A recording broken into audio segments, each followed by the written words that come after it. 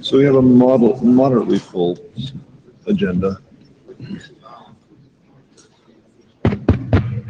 Okay, everybody get seated. We're about to start.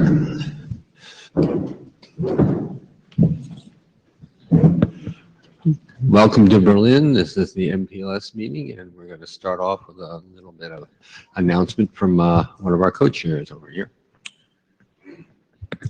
Hello, this is Ross. Yeah, I have an announcement about my future. Basically, I've decided to trade in after 30 years of attending IETF meetings and 40 years working in high tech, I've decided to trade in my laptop for a kayak, a pair of skis, and probably a gardening trowel. So I'm going to be retiring between now and the next IETF, and as such, I'm stepping down as Mpls co-chair. I think that the workload of the working group has dropped down to the point where 2 co-chairs is the right number, plus a very good working group secretary. I'd like to thank George and Loa and Tarek and Deborah, our AD, who I don't actually see Deborah, but if she's here, thank you. And also our previous AD, Adrian, and really hundreds of people have helped me over the 30 years I've been coming to IETF meetings. I think I've learned a lot. This is the best education I could have had. And I'll be retiring feeling the group is in good hands. Thank you.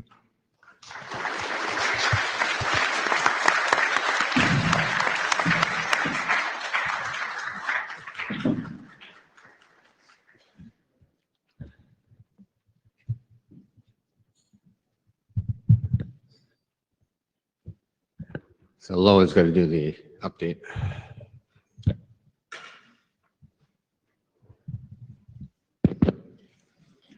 Okay, so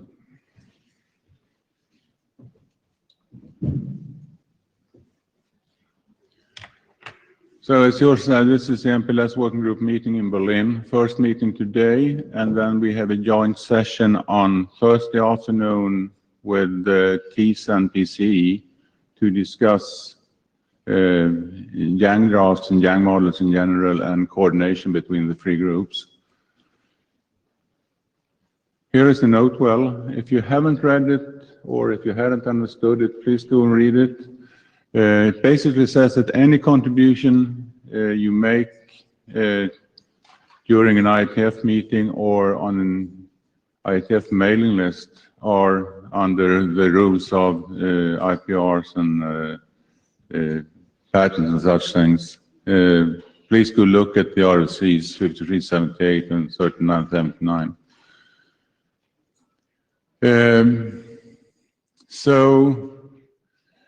We have minute takers at least. I don't know if you have a JavaScribe. If anyone wants to do JavaScribing, please do so. We haven't organized. Meet Echo is available, and so if someone is on the net, and you find the online agenda and slides at that URL. So this is the agenda for today. Do we need to do any agenda bashing? I think not, so we work according to this agenda. This is the one for Thursday, and we will do the agenda bashing on Thursday when we meet. Blue sheets. That's the reason you have the shares, really, the blue sheets. You need to keep them moving. Blue sheets over here, and I think over there somewhere. And please pass them on, sign them, and hand them up to the chairs when you're done.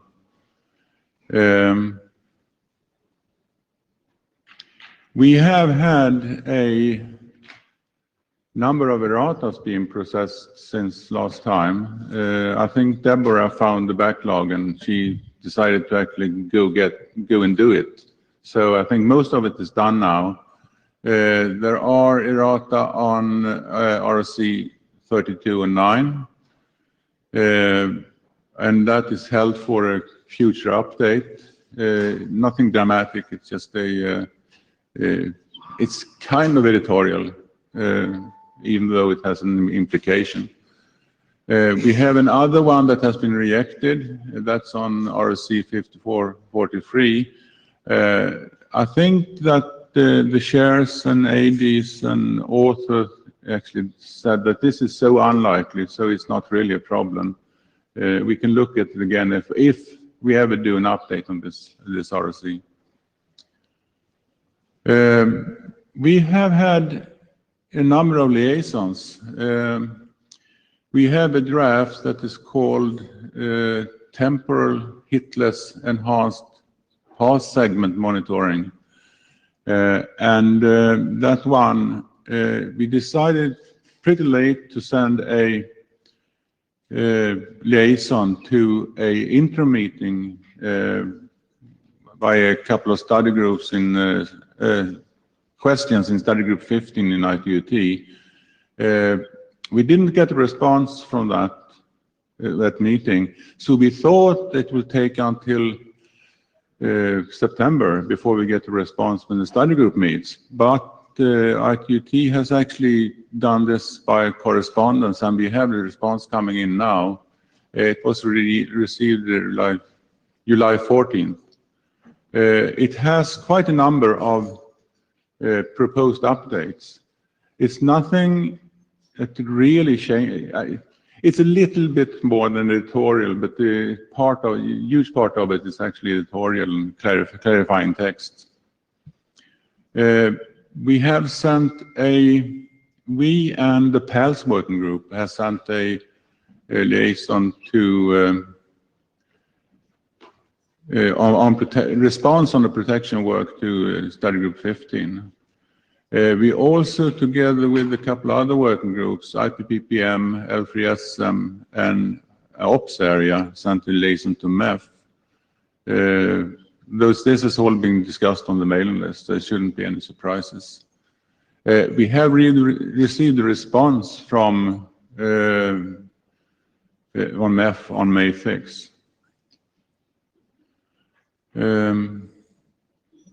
And this is, let's see, this is the incoming liaison from IETF in response to the Mpls and Mpls draft. It's just confirming that we are in sync. So document status, we have, and I see that Tarek cleaned up the slides. So we have 3 new working groups since last time. 2 of them are young drafts. Those are our 2 firsts, and I think at least one of them can go along pretty quickly.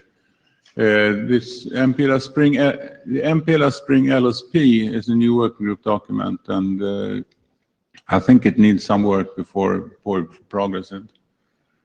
We have updated a number of work group documents. Again, I'm not going to read the slides. Those are basically here for that we actually have a record on what we've been doing. So you can go back and look at the slide. This happened at this meeting or before this meeting.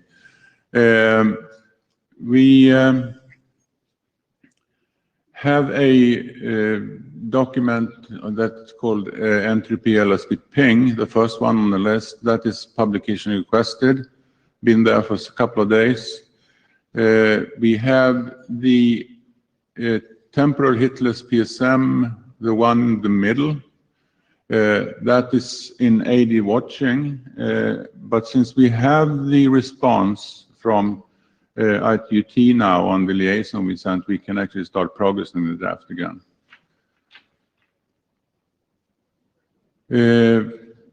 We have a draft called Mpls Flow Indent. I know that we asked Stuart, heads up, we asked you to do a review of the draft that you had going on. Will you talk about the flow and indent also?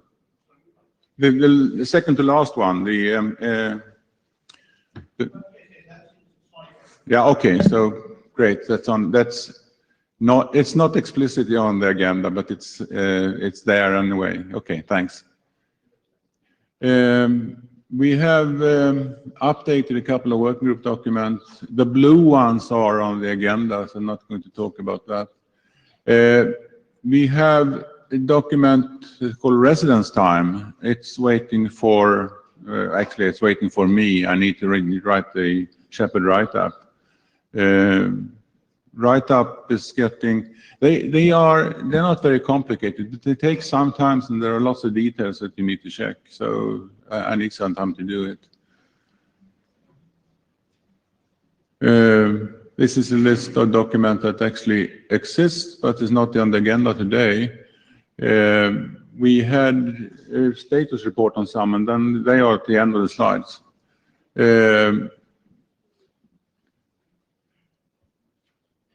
Okay, so there are some new IDs coming in. We have a draft on Mpls ping TTL. For that draft, I don't know if the author is here. Xiao, are you here? No? Okay, so I think it would be good if we can close the loop on this draft with the people doing the 4379 BIS, so we actually make sure that this is something real that we need to do. I think this is some type of mistake in this draft. Updated IDs. Draft Chandra, the Mpls RI ROCPT FOST reroute. This is being prepared for working group adoption.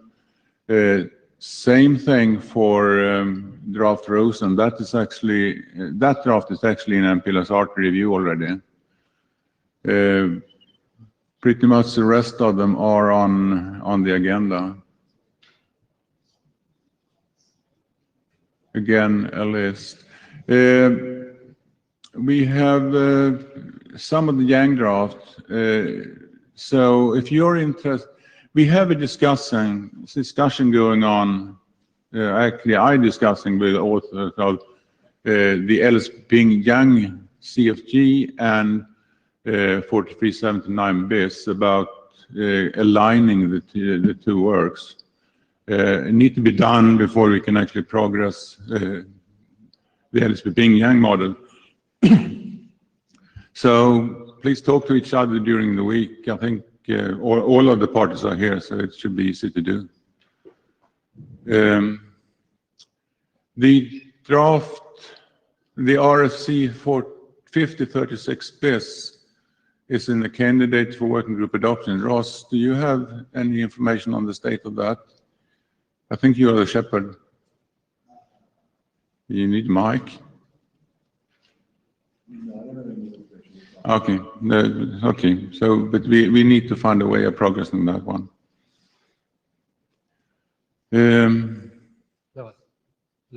Yeah. Quick question. So in the RFC 5036 BIS, are you planning to do that as a standard track or proposed? Can you check if the mic works? Well, it's on. Yeah, okay. It's on. Yeah. Okay, so in RFC 5036 BIS, you just mentioned, are you planning to do a standards track, or is it still going to be proposed standard? The intention of both 4379 and 5036 was to do create an internet standard. For 4379, we actually found that there's too much new information going in. 5036 is mostly limiting what is there, so it's still possible to make it an internet standard. So if we're doing that decision has to be taken when we actually, about the time when we make the publication request. So the result of the update, are we ready to go to an internet standard or not? The procedure, if we're not ready, will be to publish a proposed standard. which is a step back from the draft standard we have today, and then wait for, let's say, a year or something, and have the authors actually active in the meantime to follow on and see if we actually get to meet the criteria for internet standard. Okay, because, the reason I'm asking is because the RFC 4447 BIS, we were thinking of publishing it as a standards, internet standard. That the problem is that it's referencing this RFC, and so it'd be a down ref. So if you actually are planning to do that, then we can probably progress it together if it's. I'm aware of that. I hope we make it an internet standard in the first run. Actually, the update of the pseudowire LDP document was actually the trigger to start to work on 5036. Okay. So we are at least a bit aligned through the Mpls working group shares. Okay. Thank you. So here are the updates on the draft that we have received information on. The first one is a MIB, and I kind of hope that this is our last MIB. We have another one, it's a working group document, and that is fully covered by MLDP Yang model. So it might be that we can actually push everything into the Yang model.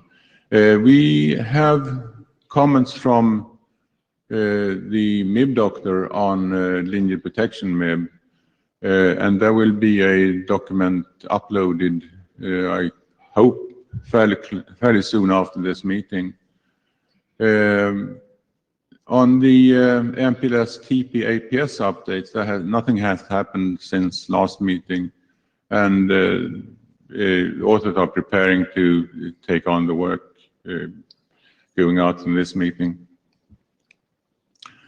Draft Mpls Mpls summary. There has been a few updates to the document. There are currently no open issues, and it might be that we are good. We will have a question for working group adoption on the mailing list a couple of weeks after this meeting, depending how quick the authors are. There is a discussion in the Mpls RT review on, let's see if I remember which one it is.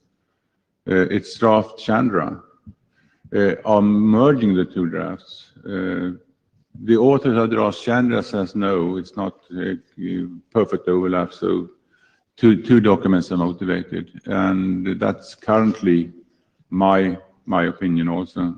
But I want to hear back from the authors of draft Italian also. So Tarek, speaking for draft Italian. Hi, Tarek Saad. I'm a co-author on this draft, and it's also our opinion that the drafts should proceed separately. There's no reason for merge. Okay, so then I think I make the decision here and now actually to progress them separately. So that's that. Any questions on the status? No? Again, a perfect report on working group status. Thank you.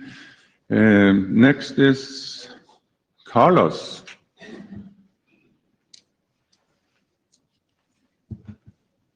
So without saying anything that Carlos might say again, or maybe he will, this draft is actually in preparation for working group last call. So we go in there pretty quickly. I basically just need the response on the IPR poll, and that's Sam and Curietti. Please respond, and then we can go to working group last call. Okay. Hello. Thank you. Carlos Pignataro, Cisco Systems. I'm going to be talking about a quick update on LSP ping BIS or RFC 4379BIS. This is already the third, fourth time we present about this draft. We're getting to wrap this work. The goal that I have today on this presentation is essentially to make sure we're all on the same page in terms of the process that happened since Buenos Aires and align on the next steps as we really, as Loa said, plan to move this work forward in working group last call. Next slide, please. Next, I have the control. If you come over here, you can get it.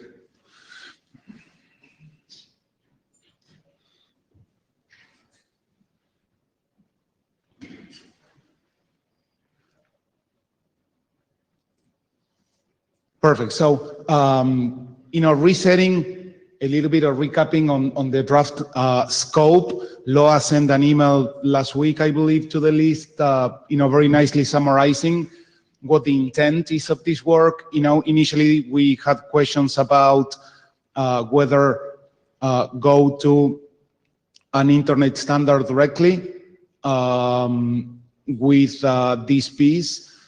And the trade-off that we had is that there's quite a number of documents which update 4379 RFC. And the trade-off is whether we are less inclusive of updates and therefore try to constrain the BIS to things that are mature enough to be considered as internet standard versus try to be more inclusive and include more updates and potentially delay the internet standard designation. So as a working group, we opted for the latter, for being more inclusive. And within this first round, going to propose standard with this BIS, with the intention of moving to internet standard later without necessarily updating the draft again, right? So the idea is that we're going to have solid text to be able to change status without necessarily issuing a BIS. And Deborah, I think that's the overall agreement that we have. But if you think otherwise, let us know. Perfect. The journey. This is what happened before the last IETF 95. In terms of the draft, we started with a lot of editorials, errata, corrections. We'll replace experimental bit with traffic class, and then we started incorporating updates from RFCs. I think we did a fairly decent job in terms of the updates, in which each new revision of the document incorporates one very well-defined set of updates from one or a couple of RFCs or all the errata, etc. So it's fairly easy to track down doing this, what exactly changed. We're also keeping in the front of the document a status of all the updates. So, it's fairly easy to track what's been done. This is the core of what I want to share with you all today, which is what happened since the last IETF based on what we discussed in Buenos Aires. The agreement that the updates that we have on these documents are as follows. First, we actually incorporated all of RFC 6424, LSP ping for tunnels. And the plan is to obsolete that RFC when we publish 4379 BIS. We did not fully incorporate 25 and 26. Instead, we only incorporating a couple of bits on the generic flags, if I remember correctly, but only a couple of bits and appropriate references to 25 and 26. But the plan is not to obsolete those two documents. And then, finally, we cleaned up all the IANA section, which was very short on 4379. And there's been, having a widely successful protocol, there's been quite a number of updates from everywhere to IANA. So we essentially did a major surgery on that section, incorporating also an RFC which created a new registry for MPLS LSP ping 7537, which we're also planning on obsoleting. So next- Carlos, go back to that slide. So just to make it clear here, there are at least one set of drafts that is not addressed here. It starts with 7110 and also the update to 7110 that is called 7337 or something. And that's a conscious decision not to include those. Thank you. Yeah, that is correct. And you know, what we've done from a design principle perspective is documents which are actually explicitly updating 4379. You know, we try to incorporate protocols updates which are modular enough that are fairly independent. You know, we did not, and you know, that is one of the cases in which, I mean, there's quite a number of documents which have a TLB here, a sub TLB there. You know, we're not having a, you know, the compendium of all things LSP ping, but rather as inclusive as we can, but you know, not bringing every potential sub TLB, and that was one of the cases. So the follow-on question there is, and we go to Young modeling, would the LSP ping Yang model should that take into consideration 7110 and 7337 also, or should it stay with the scope that is in 4379 bis? I don't expect you to have a definite answer, but you might have some thought around it. Yeah, I mean, I don't have a definite answer, but my thoughts are that if the Young module is modular and augmentable, extensible enough, it doesn't matter. You know, my initial reaction would be to keep the Young model as close to the RFC as possible, and you know, as needed, we can have extensions on Young models on the protocol extensions in a fairly parallel way. Oh, okay, yeah. I hope the authors of the LSP ping Yang model were listening. We can discuss that offline. Kiriti? So one reason I agree with Carlos, and one reason for doing that is, I don't know if we take Yang models to become internet standards, but when we make 4379 bis into an internet standard, it'll be nice to have a Yang model that reflects that, and the rest we can do by augmentation. Okay. Excellent. So wrapping up on this presentation, you know, we've been through a fairly nice journey with this document. You know, we have very explicit checkpoints on its release. We really think, as Loa indicated on the list, that this document is ready for working group last call. And, you know, we look forward to seeing that and to seeing all the reviews on the working group last call. This is a fairly important document in the context of two things. First, in the context of its wide deployment and our intention to take this to internet standard. The second reason, which is probably as important, is the fact that there's quite a number of internet draft and active pieces of work which reference 4379. And you can click on that link to actually see that list. But just to name an example, right? We're working on LSP ping for segment routing for Spring. That work is referencing 4379. That work, wants and needs to advance. So the closer that we wrap on the Bs, the closer that the sooner that we can re-anchor all those documents to point to the what's going to become the IS. And again, I encourage you to actually go to that link and check the active pieces of work that reference 4379. But we really think we're really looking forward to the review as part of the working group last call. And Kiriti, if there's anything I forgot, Sam, anyone else, please speak up. Carlos, can I have a question on the last bullet there? This is not captured by the NITS tool. The NITS tool doesn't capture a BIS update.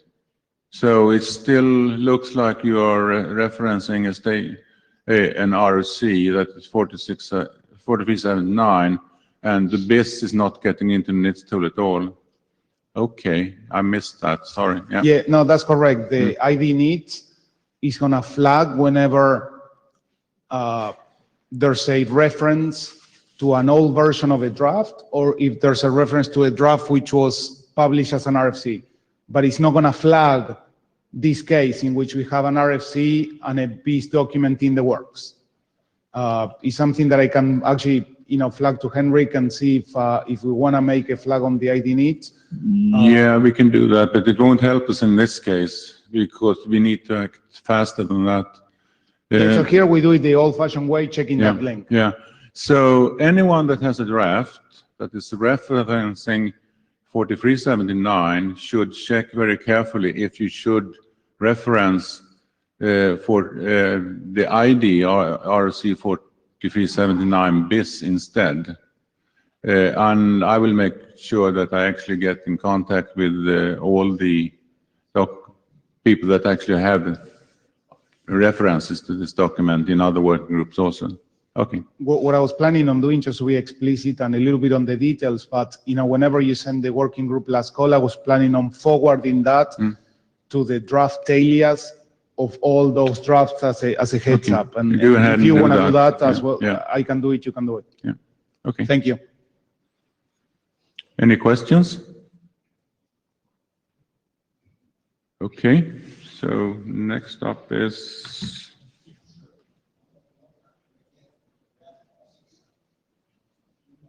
Jimin.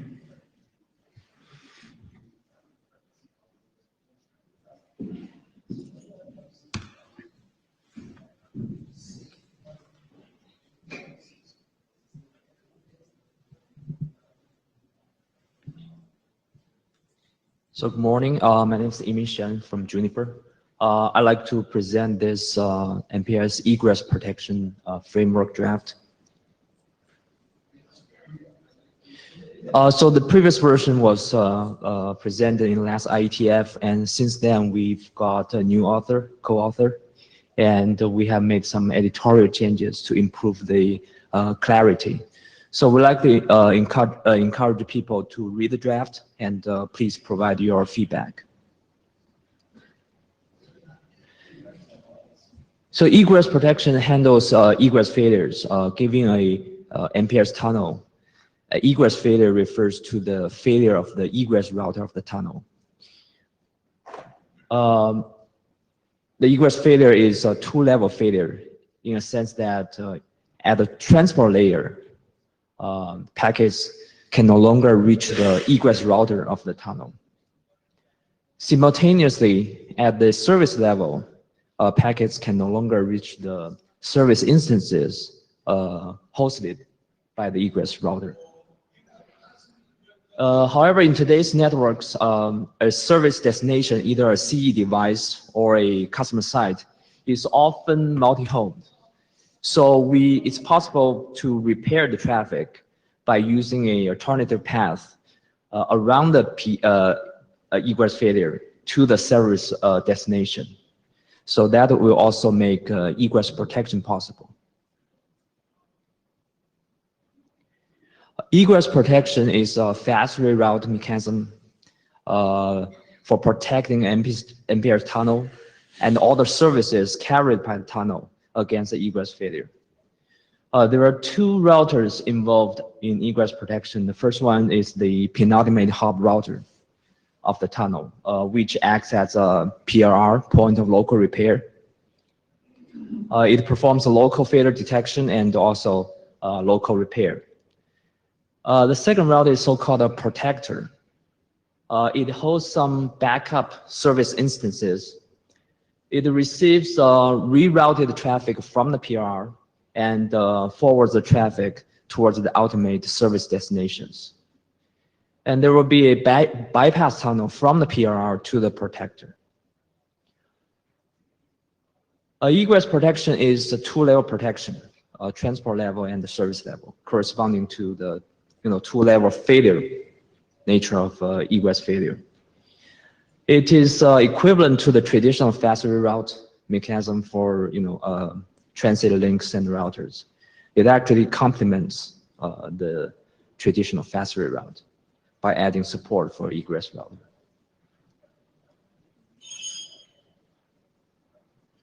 So the service protection part actually add a whole new dimension to the scope of egress protection.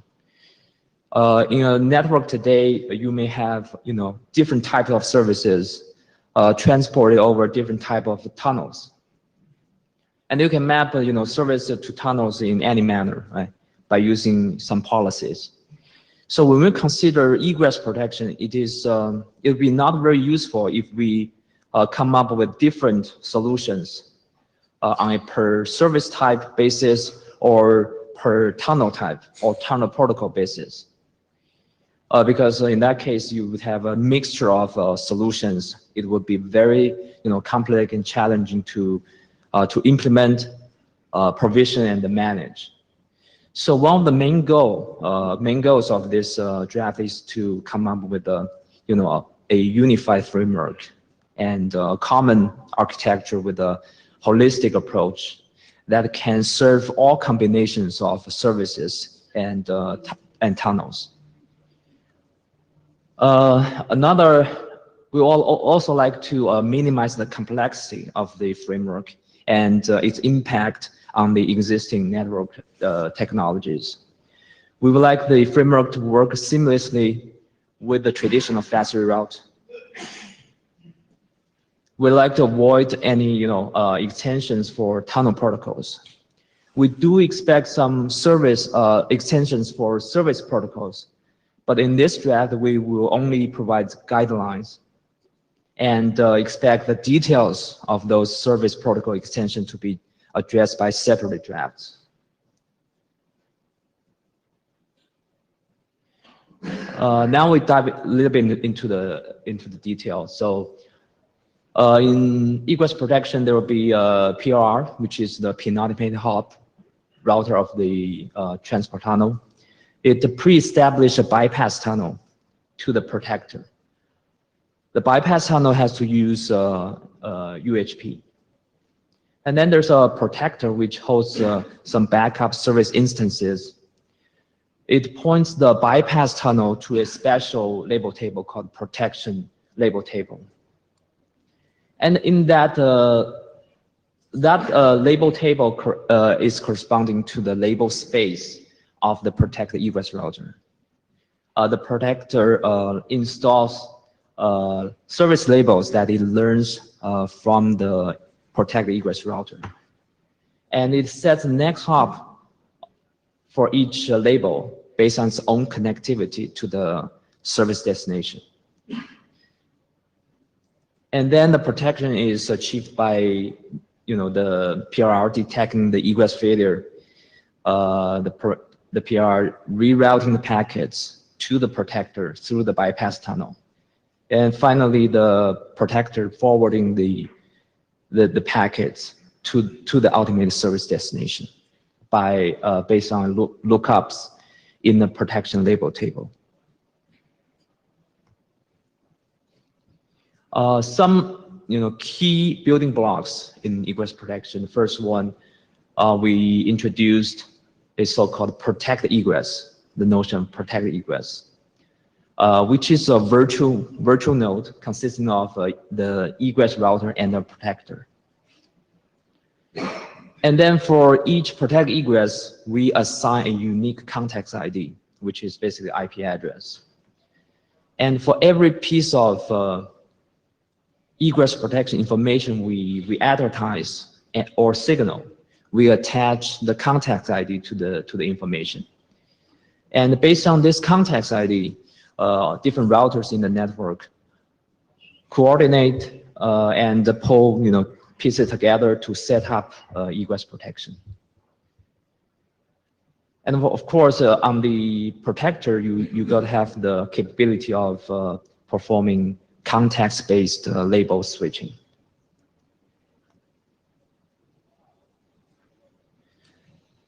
So here's an example. In this picture, we have MPLS tunnel from P0 to P1. So P1 is the egress router. And at the bottom, there's a PE2, which will serve as a protector. So P1 and P2 form a protected egress, and it's assigned a unique context ID 5111. And then P1 distributes a service label 3000 to P0 and P2. And it tags the service label with the context ID 5111. On the left-hand side, the ingress router P0 receives the service label 3000. It sets up a transport tunnel to the context ID 5111, and then it maps the service to the tunnel. In the middle picture, there's a router P2, which is the point of local repair.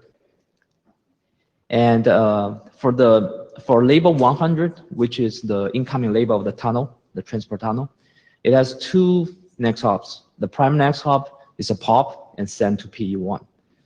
The protection next hop is label swap to 200 and sent to router P3. So label 200 is the outgoing label of the bypass, which is the green tunnel in this picture. And then on PE2, the protector, so all the packets arriving at the protector will have a label stack of two labels. The outer label will be 500, and the inner label will be 3000. The label 500 is a context label, assigned by the protector to the bypass tunnel. So in its Mpls label table for the label 500, the next hop will be a pop, and the second lookup in P1 protection table. What's in the P1 protection table? It will be a service label 3000, and next hop will be a pop and sent to CE2. Okay, that's basically how the service packet was repaired and rerouted through the bypass to the service destination CE2. A little more detail about the procedure of the protection establishment. I just want to point out one thing, because we have already covered most part of this, is the IGB advertisement for the context ID. The draft proposed two modes. One is called the proxy mode, and the other one is called the alias mode. They apply, to different, tunnel protocols. They have pros and cons. So next steps, we'd like to, get more comments and feedbacks on the draft, and we'd like to seek for working group adoption. Ahmed Bashandi, Cisco Systems. It's weird. Can we go back to the building blocks slide? Before that, the one before that, right there. Okay. Okay, maybe the building blocks. Then I'll come back to this one. So the building blocks one. Go next one. Okay. So first of all, you assume that something called EP should exist, and you assume there's something called context ID. If you're making a framework draft, you're really forcing a certain way to do things, and this is not really a framework draft. This is more specific than a framework draft. There are proposals that were proposed 4 years ago, and I'm sure you're aware of it, that it does not use this framework. You're assuming also with the context and the context label that I'll be mirroring the E table in the P router. Again, there are proposals that don't use that. Now, a third comment is that if you want to make this a framework that uses both IP and MPLS, this should be discussed in the RTG WG, not here. because this is more MPLS specific. You're talking about a general framework for protection that may not be even using MPLS at all. Oh, this is a MPLS framework. Just Right, but then you mentioned IP addresses, and you may, which means if I use, for example, the connection ID as an IP address, which is right here, I may not be using MPLS at all. Who said that I'd be using MPLS? I may be using, for example, IPv6 segment routing prefixes for all of this. Point is that this is more of a general problem than MPLS specific part. So this whole thing is very specific. This is very specific, not a framework. The second thing, this should really be discussed in RTG-WG. Thanks.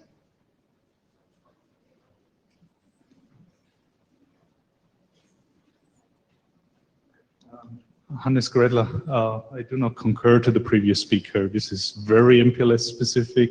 It should be discussed here.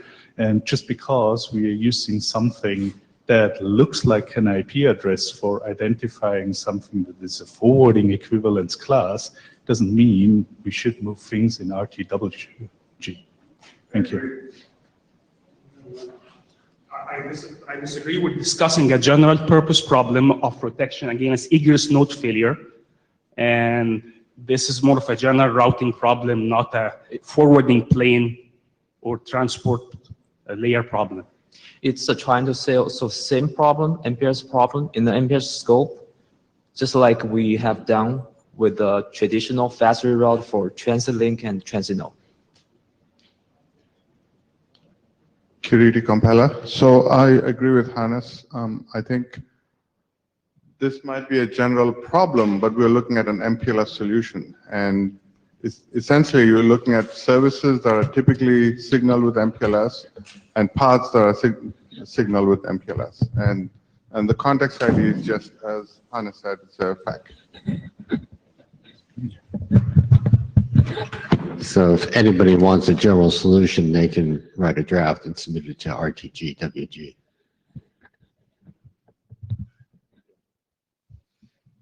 So I think that we have a document missing, but not here. It's missing in the RTG-WG working group. Missing is in the eye of the beholder. I mean, this is an MPLS specific solution. If somebody wants a general solution that follows the same thing all the way through, then there is a missing thing. Yeah, I didn't mean missing in that strict context. I just said there is a room for doing something in that context. The second important objection is the term framework. This is a very specific solution, and writing it in a very specific way. This is not a framework. There are solutions that don't use this framework at all that works. And they were actually proposed 4 years ago.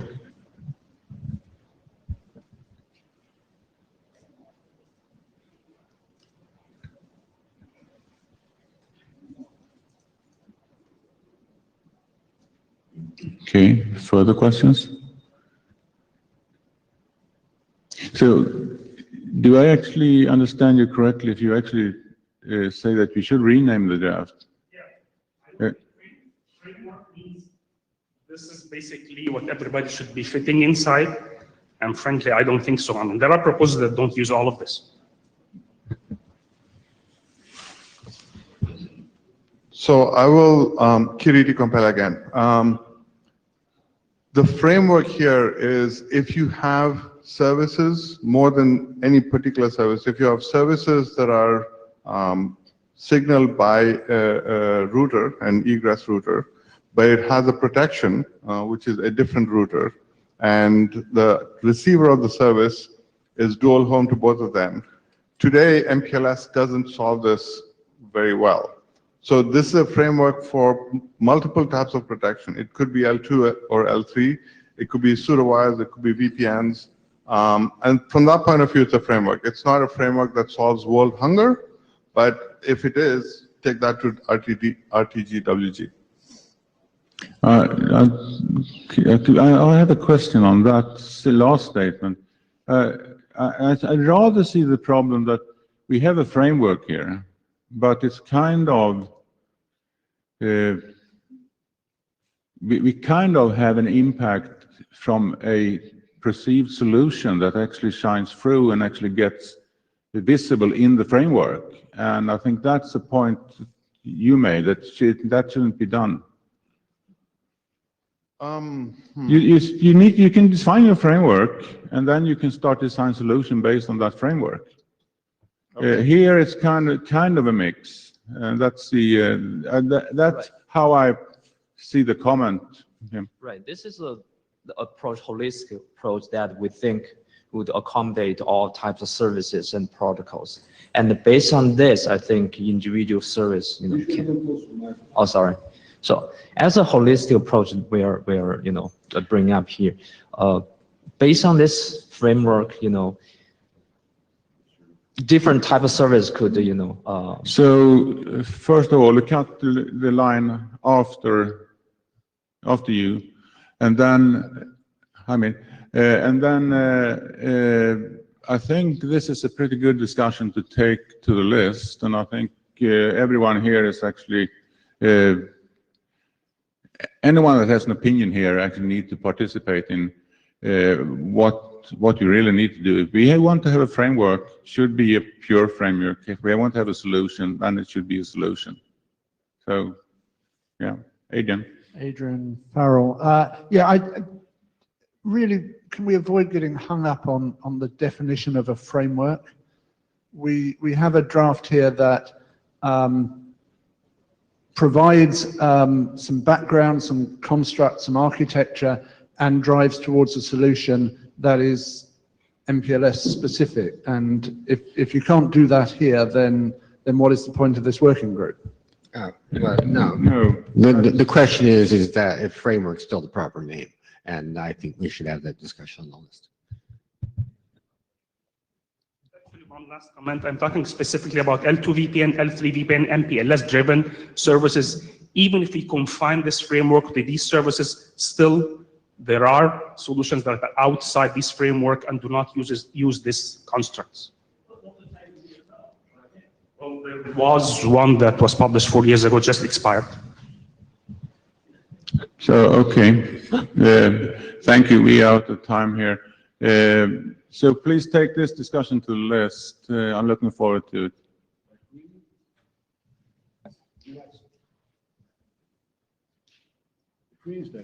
Yeah. Great is next. Thank you.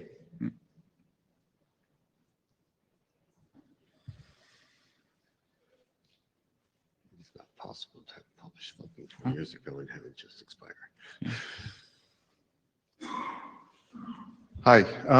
Let me start by saying that there is a current draft IETF MPLS RMR, and it gives the basic idea of how to do ring protection in a better way than, specifically for rings, but in a better way than current MPLS protection. The other thing it does is give you a way to do auto discovery. Now, it was all along planned that there'll be this overarching document that describes the general problem, describes the general solution, describes how auto discovery works, but there'll be specific documents on how to do signaling, because signaling will change a bit, and how to do what the IGP extensions look like. So this is the first of the other documents. This says how to do signaling for rings, for ring LSPs with RSVP. There's a companion document that wasn't ready in time for this IETF. Hopefully by the next one we'll have ready, which says how to do signaling with LDP. So this particular one, as I said, is for RSVP. It's draft Geshmukh RSVP RMR extensions. And there are some differences between how RMR ring LSPs are signaled with regular unicast LSPs. So by construction, a ring LSP is a ring, is a loop. So that is okay, although we generally tend to not do that, because the head of the loop is never actually going to send data traffic into the ring, into the LSP. It is useful to have the loop so that you can do OAM, for example. So the If you think of the head of this LSP as the egress, which it is primarily, it can also act as an ingress to send packets into the LSP to make sure it's end-to-end, it's working end-to-end. The ring LSP is also multi-point, which means any other node on the ring can inject traffic to go to that. So it has one egress, but it has multiple ingresses. Because of that, the bandwidth can change hop by hop. So there are changes to how bandwidth is handled in the context of a ring LSP. And in the end, a ring LSP is a pair of counter-rotating LSPs, sort of like sonnet protection. And so there is no bypass, there is no detour, there is no protection LSP. Essentially, if a node or a link fails, you just switch directions on the ring. And so this document is going to describe all of those.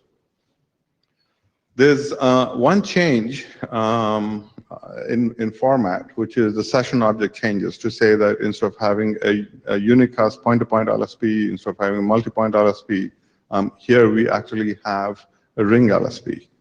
So the contents of this essentially say what is the ring anchor, which is the egress of this LSP, what is the ring for which this LSP is, and there's a make before break ID for graceful ring changes. There are also some flags because, as I said, this is counter-rotating. So right now, the two values for the flag. Is this a clockwise running LSP or an anti-clockwise running LSP? Over time, we have to describe how to use bypass or express links. But for now, this is what we have. The other thing is send a template, and you'll see how this is used in the context of bandwidth changes. But right now, the sender template is the same format as the old sender template, but we reuse a few things. The IP address here is a ring tunnel sender address. So the semantics change slightly, but the actual format doesn't change for both the sender template and the filter spec. A big part of this is how do we do bandwidth management, because you have a point-to-multipoint situation. Typically for RFCP LSPs, it's a point-to-point, not counting the multicast or point-to-multipoint LSPs. You have a point-to-point LSP, and so the ingress says this is a 3 gig LSP, and you basically carry that all the way through, and so that's easy because the only one putting traffic into the LSP is the ingress. But here, if you see this example, you have this green LSP, and you can see that it's counter-rotating. And from 1, it's going back to 1, and the bandwidth will start at 0 because, as I said, the egress is not going to inject traffic into the LSP, or typically it won't. But let's say now that node 5 wants to, say, create a 1 gig pseudowire. So it wants to change the bandwidth from 0, which is where it is at the beginning, to 1. And then node 6 might say, I also have a pseudowire, so I want to change the bandwidth. And then maybe node 5 says, oh, I have a second pseudowire, so I want to change the bandwidth from 1 to 2. How does all this happen? Well, the way you do this is node 5 will send a new path message. So there's a path message to establish the LSP. You exchange labels, and the labels come back in the RESV. And of course, there's a sender template, there's a filter spec, and initially the bandwidth will be 0. But when node 5 says, I want to increase the bandwidth on this in this LSP, it will insert a new path message. It will copy the existing one and change the sender template, insert its own address as the sender template tunnel address, and then put in its request for bandwidth. So it will essentially change the LSP bandwidth. So from 1 to 5, the bandwidth will be 0, but from 5 onwards, the path message will say the bandwidth is now 1 gig. At 6, if it does this, it could do it in parallel or it could do it later. It says the bandwidth is going to increase further. And then at some later point, 5 can say, I want to increase the bandwidth again. And so it will use the LSP ID to say this is a new request. So essentially what you're going to have is a path message going around carrying label, the Raspberry coming back carrying labels saying, this is my original RSP, and then these path messages being inserted in the middle saying, I want a new bandwidth. The goal is to achieve this request change without disrupting the existing LSP. And if you don't have enough bandwidth, so if this goes along and at some point you don't have enough bandwidth, to be able to reject that one bandwidth change without disrupting the LSP, without hurting others.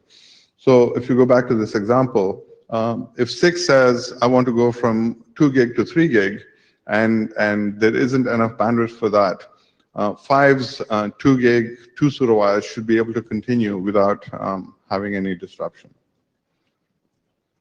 So of course the details are in the draft, and it's an early version of the draft, so a lot of things have to still be worked out. Please do read it. But the general idea is you're going to send a new sender template in the path message, and if there's not enough bandwidth, you'll get a path error with the corresponding sender template object. So you basically say, hey, node 6, you don't have enough bandwidth. Node 5 is fine, node 7 is fine, other nodes are fine. If you don't need that bandwidth anymore, you can send a path there for that, or if you have a higher bandwidth and you want to lower it, you send a new sender template with the new bandwidth. None of this changes the labels and basically the label signaling and the swapping. So the labels remain the same. The only thing we're changing is the bandwidth. Some of the discussions we've had is for ring LSPs, do you need an ERO? And basically, you just go around the ring. The auto discovery will tell you for this node, which is a clockwise node, which is anti-clockwise. And if this is a clockwise LSP, you know what the next node is, you know what the previous node is. So you don't need an ERO. But when you talk about express links, and how do you signal express links, how do you use express links, that's something that we're still working on. The belief is that we don't need an ERO even in that case. So right now we said that in the BNF for path messages, we don't have an ERO. But in the future, we reserve the right to bring it back if we think it's needed. For now, there isn't. The other question is, how do you do ring changes? Like a new node is inserted or a node goes away. Or, well, a link failure is easier, but a node being inserted or removed without disrupting existing LSPs. In some cases, it's possible because if you think about it, I have a node, I have a ring with 10 elements, I add an 11th element, and I create, let's say it's between node 5 and node 6, so there's node 5.5. If I keep the existing link between node 5 and node 6, it becomes an express link in the new, bigger ring.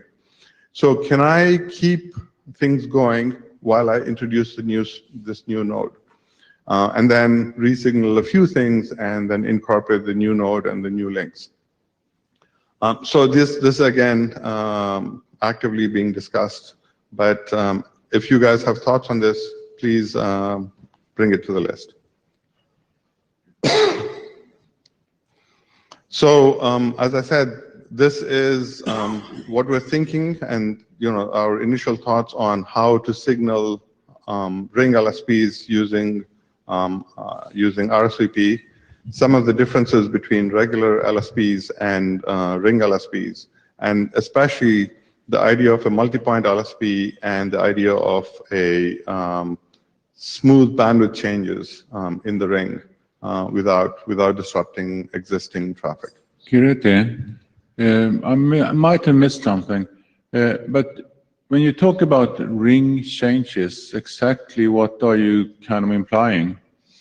So imagine that between node 5 at the bottom and node 6 at the bottom, someone introduces a new node.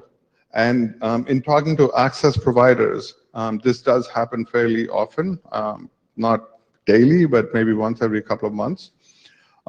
You could do that while retaining the existing link between node 5 and node 6. So you introduce a new node, 5.5, and you introduce two new links. In that case, I would like the LSP to continue until the new node comes up and then move the traffic from 5 to 5.5 to 6. Okay, so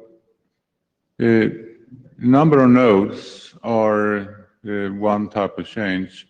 Are you considering changes to the LSPs, increased bandwidth, other type of architectural characteristics? Yeah, so Because this is a RSVPT, isn't it? yes, yes. So changes in bandwidth is one, and again, we've described here at least some of those changes. The other thing that's interesting about RSVP is the path message for this green LSP, which starts at 1 and ends at 1. The path message starts from 1 and goes around the ring, and then you get the RESV coming back. If node 4 goes away, like it just dies, can we keep this? I know how to protect this, but what do I do in the control plane? Because the path message from 1 is not going to reach everything. So how do I keep this alive? For regular LSPs, we have this idea of keeping things alive by going over the bypass.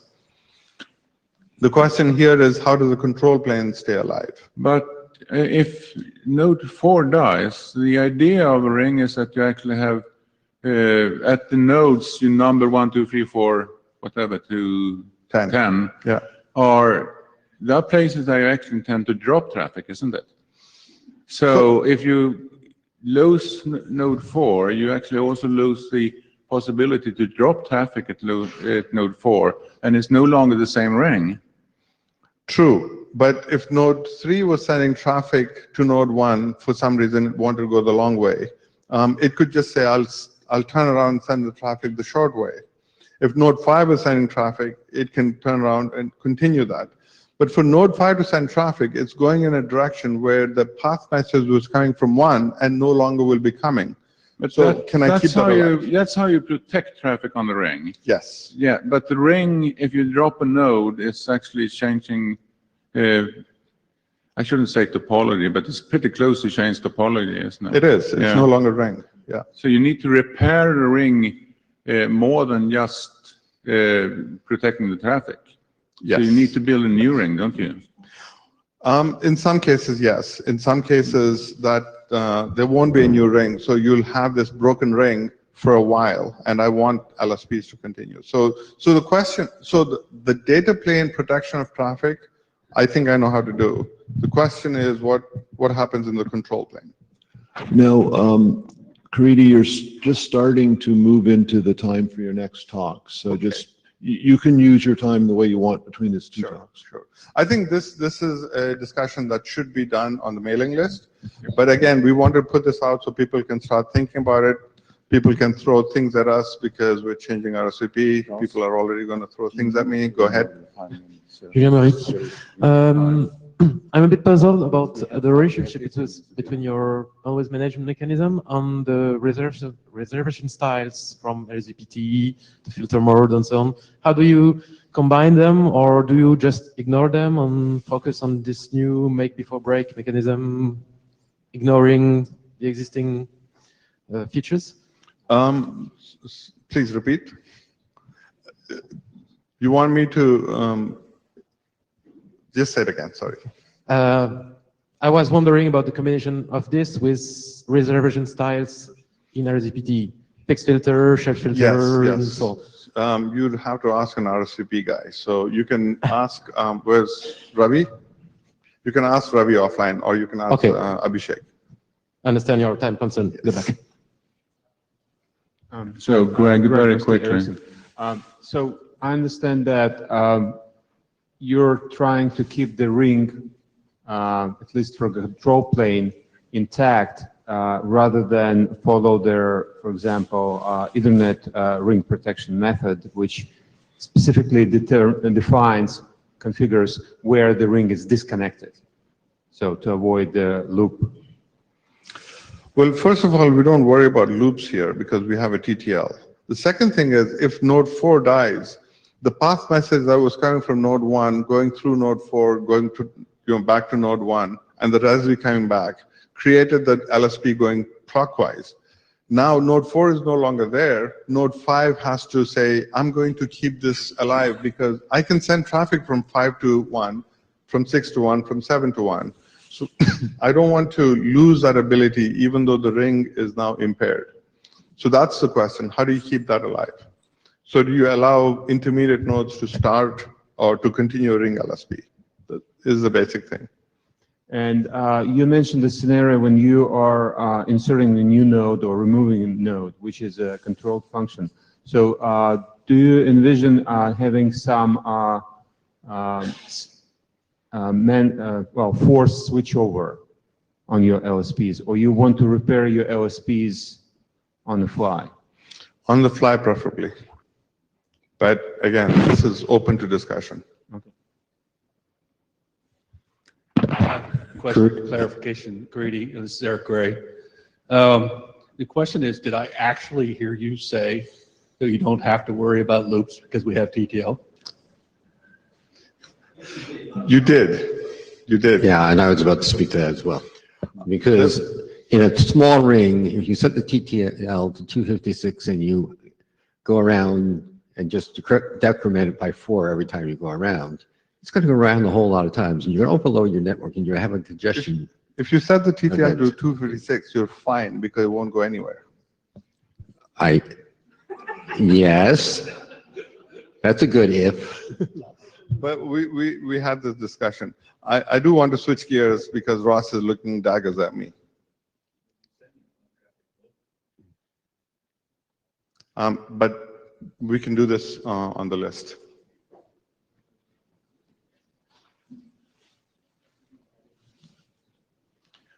Okay, so this is back to I would like to call it framework document, but I think people will start throwing things at me. This is back to the overarching architecture for resilient MPLS rings. We've made a fair amount of progress on this document.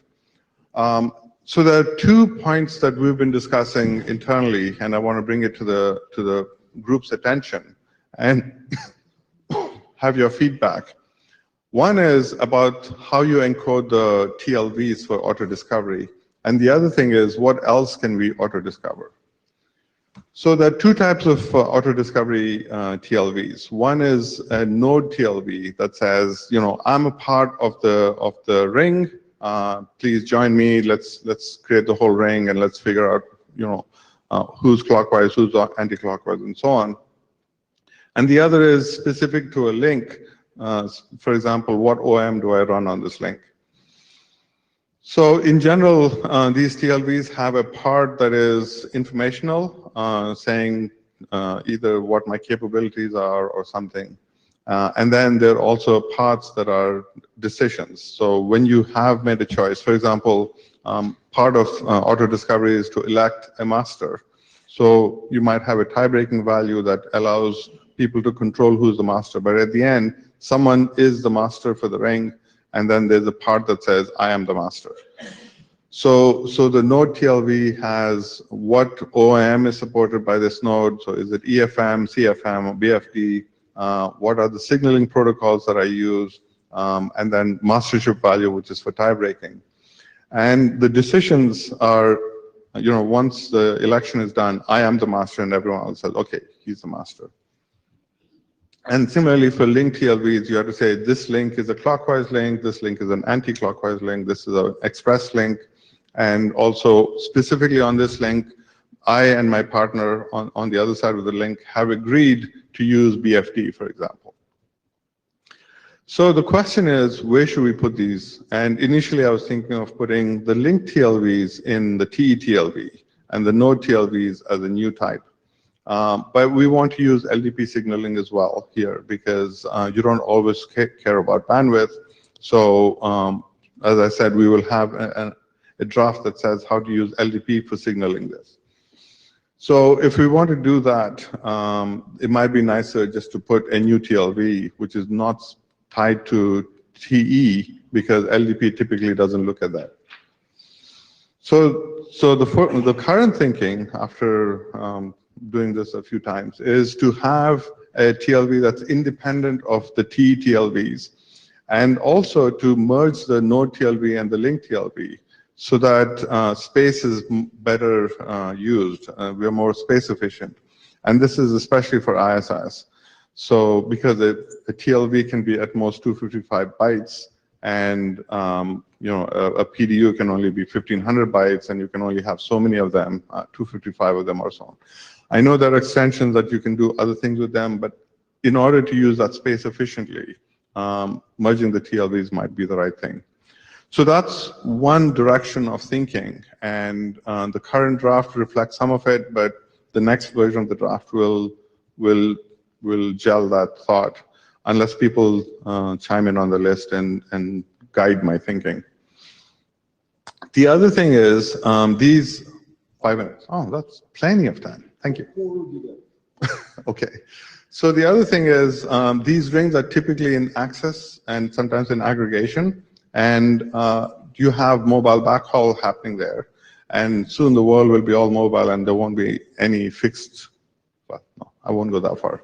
But mobile backhaul needs timing. And so the question is, when I started this, I just wanted better resilience in rings. Then I started doing this auto discovery.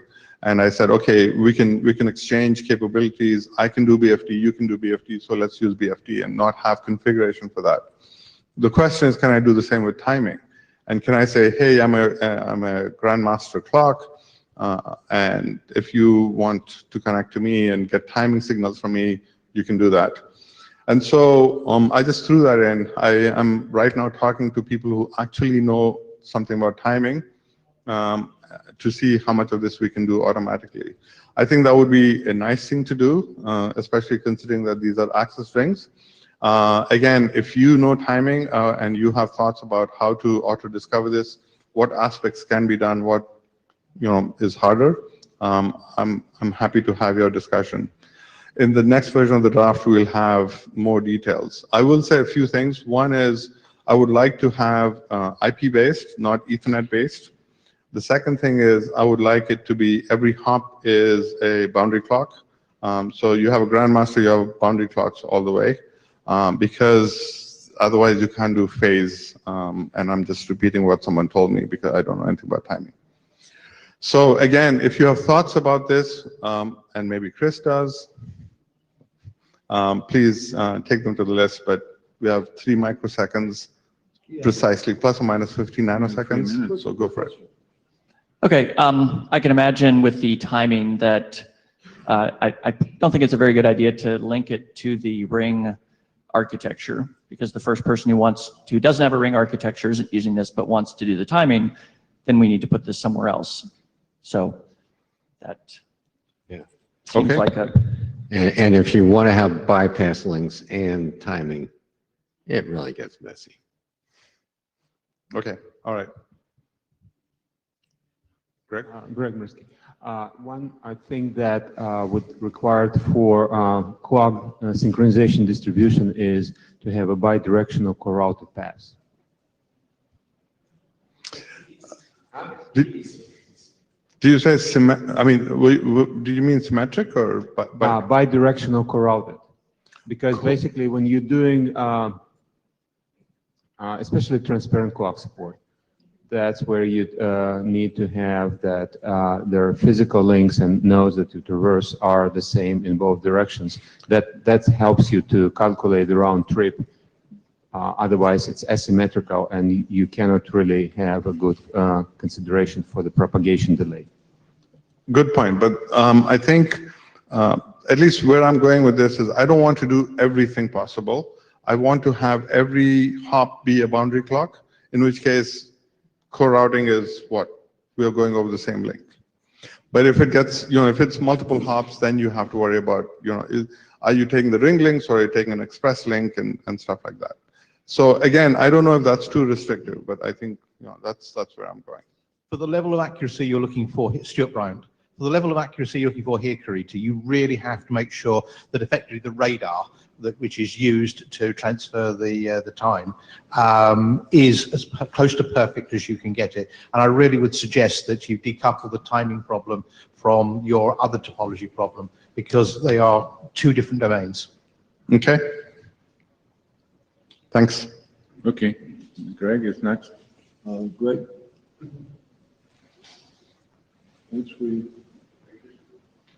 Kirete.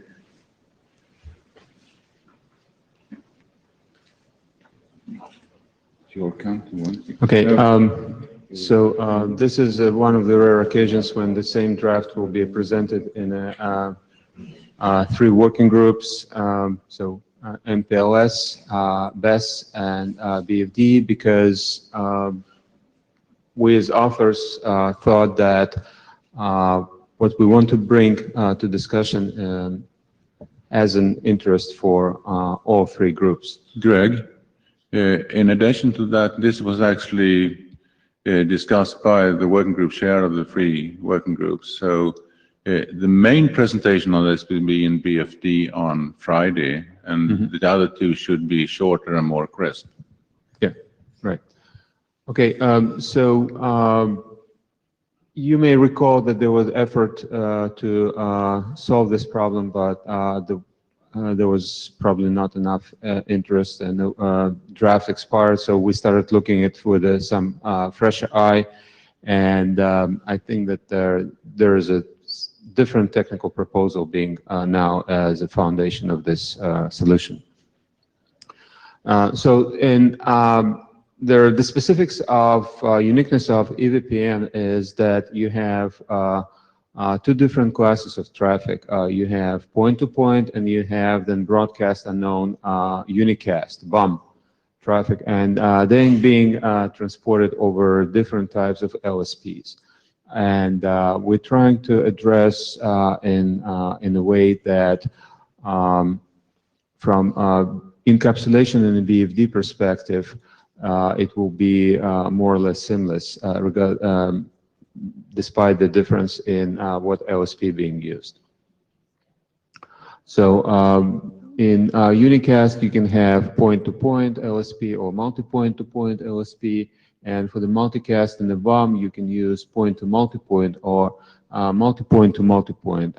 In this version, we're not addressing multipoint-to-multipoint LSP use case, in part because we need to think of which BFD flavor will be the foundation for that. For the unicast, it's quite clear that it is just base BFD 5884, and for point-to-multipoint, there are two drafts being worked and progressed at BFD working group for multipoint network and multipoint network with active tails. With active tails as a complementary point-to-point BFD sessions from leaves to root to provide their notification. And BFD for the multipoint, it's basically they're monitoring from root to leaf on a unidirectional point-to-multipoint network.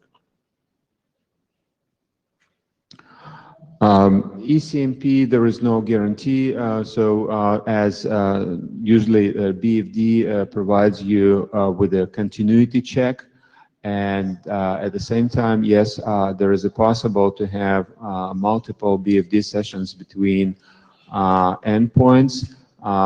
And if we are using 5884, so that multiple LSP ping can spawn different BFD, multiplicity of BFD sessions between two endpoints, and for example, using a different entropy labels, trying to hit a different ECMP path. But at the same time, it's a sort of the black magic, and there is no guarantees.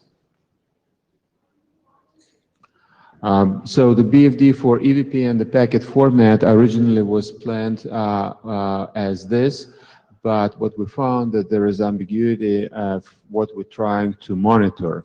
And because of that, we are proposing to use a different approach and use a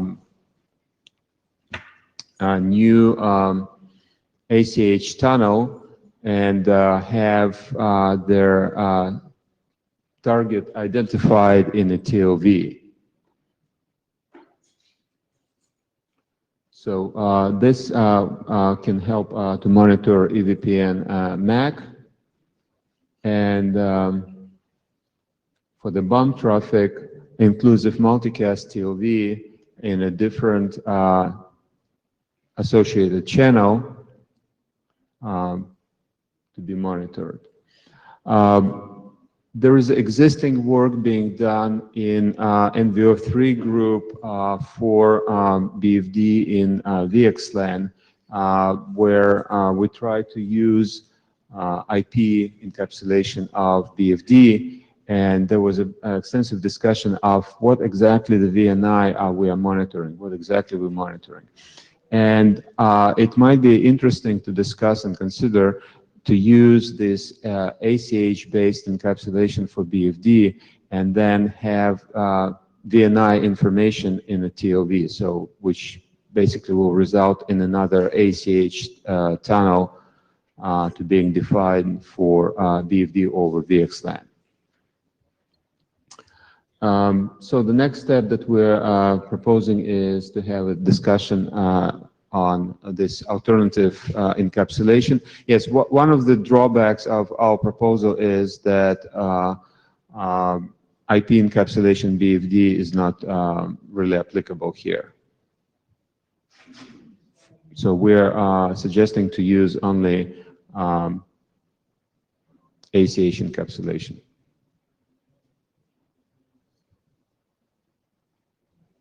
Okay? Questions?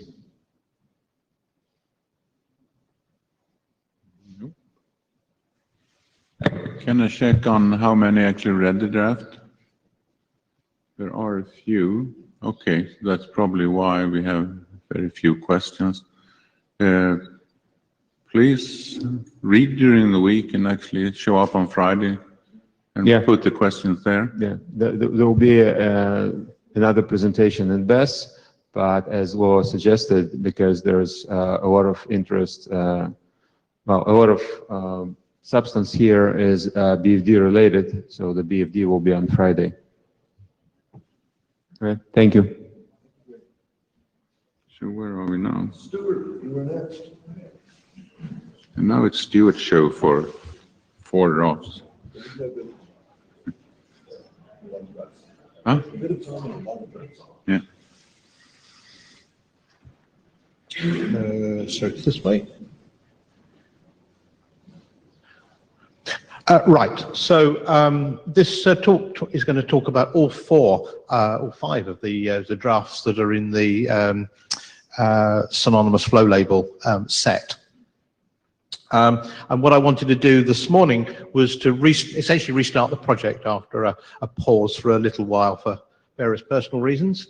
And I want to ask the working group a number of questions just to make sure that we know how we want to move this forward. So a bit of reminder, because I'm sure everyone has read the draft, but I'll just remind those who may not have done. What the concept of a synonymous label is a label that's exactly the same as an MPLS label that we already have in the network, but it has some extra functions attached to it that are, or some extra instructions attached to it that are agreed between the 2 peers. The original action was to increment a counter, but we may, for example, choose to log a packet or indeed any other action that we may wish to perform. For example, cause IP fix to look at a packet, to do some DPI, send it off for washing in some denial of service system, or your imagination is your only limit.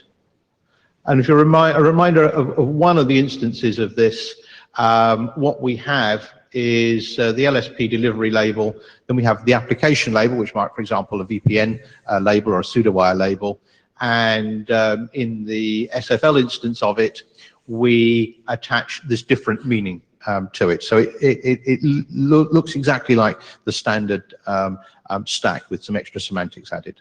Stuart, can you go back one slide? That one? Yeah, that's one. No problem with the first 3 bullets, but it's actually kind of taking care of DOS. Is that really efficient with the synonymous label? it sort of takes you very close to the world. Well, what's the technique where we service function chaining? It takes you very close to the service function chaining world. So you might, for example, send the packet off for a service function under some set of criteria. Whether we want to take it this far is another matter, but I want us to think about it. I would say if you go there, you probably need to have quite a bit of text to actually explain what you're doing. These are examples of things that could be done with service later with synonymous labels. There's not going to be any specification on this one at all. That is exactly the case. I can understand that, but then what I'm saying, if we really decide to go there, that's quite a bit of explaining to do. Indeed. Yeah. But I'm just. Stuart, maybe we should just take it out. We can take it out. Okay, so we'll start with the flow ident draft. So this is really the requirements draft for the set. When we wrote it, the primary requirement that was driving us was RFC 6374 loss and delay. It was only after we wrote it that we thought of some of the other things that were on the previous slide.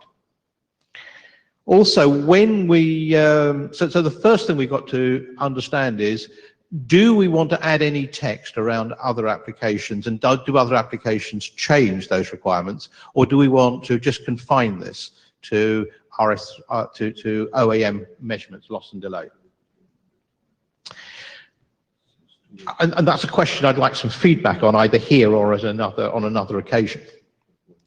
The next thing is that when we wrote it, we were really thinking in terms of sort of common or garden variety LSPs.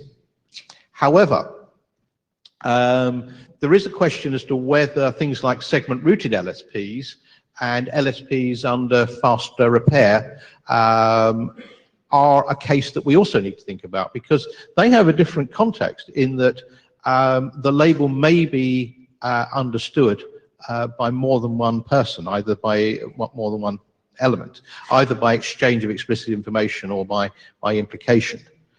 And that kind of doesn't sit well with this notion that the synonymous label is an agreed instruction between a pair of routers. It needs to become an agreed instruction between one or more routers, or a pair or more routers.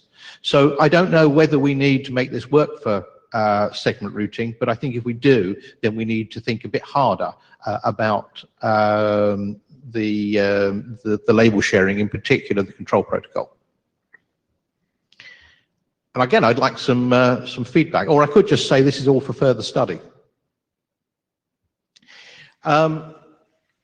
Do we need to add other applications into the, as I've said earlier, and if we've got nothing else to add, this is pretty much done. So if we decide that we're going to just close it down to this one problem, then we can probably shut down the requirements and ask the chairs to progress the draft. So the next draft, which was draft Bryant MPLS 6374 SFL, was an initial draft describing how we would run RFC 6374 in this context. We do need to do two pieces of work to this. We need to add delay, because we only really discussed loss. And we need to give some more thought on multiplexing, something I'll talk about a bit later. The assumption was that we would multiplex using the GAL. But the question I've got is, can we assume that the GAL is universally available, or do we need to think about an alternative method for when it is not available? I mean, do people think that GAL is always going to be available and we can take it as a unit of currency in the design of MPLS systems? Well, I'd like some feedback on that, actually, as to whether we assume that GAL is always there. Control protocol. So we need to make this work, we really need some method of exchanging and agreeing what the synonymous version of the label is. And we need to decide which of several methods we're going to use. We could use an extension to one of the existing control planes. That would mean essentially an extension to every single one of the existing control planes. Or we could design a purpose-built one that complements the existing control planes. Or we could force this up to the application layer and make the application deal with it. So a purpose-designed control plane has the advantage that we design it once and it applies to all types of signaling protocol. It means that we don't need to touch the existing control planes. It has both the advantage and the disadvantage that the control planes that exist today don't know that this is happening. And I can see both sides of that coin. It has the disadvantage that we're going to have to design and implement a new control plane or label exchange protocol, and we're going to have to teach the operators how to do it. We're going to have to figure out how to configure and to manage it. So I had a go with my colleagues at designing a simple protocol for doing this, and it was a request, response, refresh, die of old age sort of protocol of the sort that those of us who work in the OAM space are really quite familiar with. Very much from the Mpls TP stable rather than the LDP RSVP stable. And as I say, the design is the one you'd expect an OAM protocol to have. So the question I've got is, should we continue to develop this, or should we use a different approach, or should we just adapt the existing set of control protocols to support SFL, or do we need to do both? So I'm looking for feedback. Finally, I did a little bit of work on running RSC 6374 over UDP. This was sort of a thought piece. And the reason I did it was because I wasn't sure whether the GAL was something that we can consider as being an invariant, something that's always going to be there in MPLS. And we really do need to decide whether we make that an assumption, an invariant of all these designs, or whether we need to put an alternative in there. And an alternative might be, for example, well, there are many alternatives, but we do need to understand whether I assume that GAL is always there in all equipment. And that takes me to the end of the set of questions.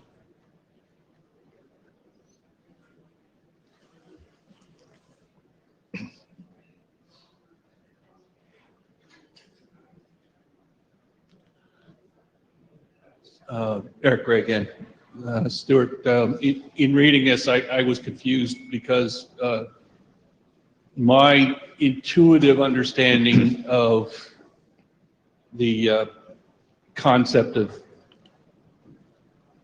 purpose-built and my intuitive understanding of the concept of generally applicable kind of conflict with each other somewhat. So do you see where I'm coming from on that? Normally, something that's purpose-built is not generally applicable. Oh, right, you're talking about the control protocol? Yes. Right. Well, I mean, yeah, we have to decide really whether we're going to modify each and every one of the existing MPLS control protocols to introduce the concept of SFL, or whether we design a single protocol that takes on the mission of doing the alternative label as and when is needed by its application. And it's not an easy choice. So as an example of a historical case in point, at the time we were doing label distribution protocol, yeah, you were doing it first started to do BGP and MPLS. There was a lot of argument about why do you need to have the separate control plane protocol just for BGP. So well, yeah. So exactly. So do you do we extend LDP, for example, or do we write our own protocol?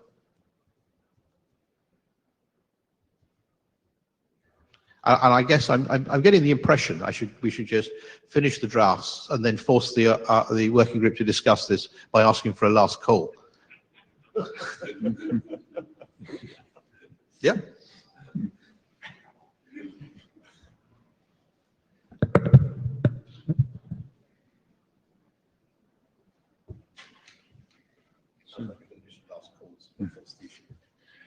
And another idea would actually be try to discuss it more on the list before I'm fine with discussing it more on the list. So just Chris Bowers with Juniper, just to have this discussion a bit. So is a reasonable historical example like entropy label, that for entropy label, there are extensions for LDP, RSVP, right, and so on. Is that a reasonable sort of example, or? Yeah. I mean, those are the two ways we could do it. We can extend each and every one of the existing protocols that we've got in order to add to this concept, or we could design one protocol that is always applied, that assumes that the other protocols have distributed the primary labels, and this is a peer-to-peer exchange of the agreement about the alternative. Okay. Those are the two ways we can go, and I'm looking for some input from other folks on which they should do. I can carry on and develop the very simple protocol, and if we decide to throw it out at last call, that's fine. But either way, we do need to decide which of these two ways to go, or whether we need to do both.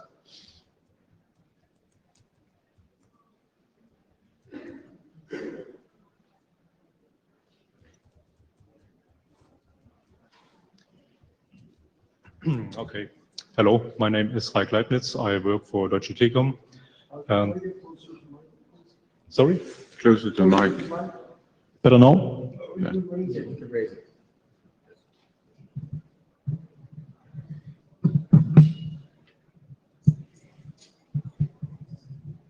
Okay. Again, my name is Raik Leibniz. I work for Deutsche Telekom, and together with my colleague Rüdiger Geib, who also works for Deutsche Telekom, we wrote the draft Leibniz Spring PMS implementation report. And this report is about round-trip delay measurements, and it's a draft for the Spring working group, but it's also interesting for the MPLS working group, because we are in an MPLS, an LDP-enabled network.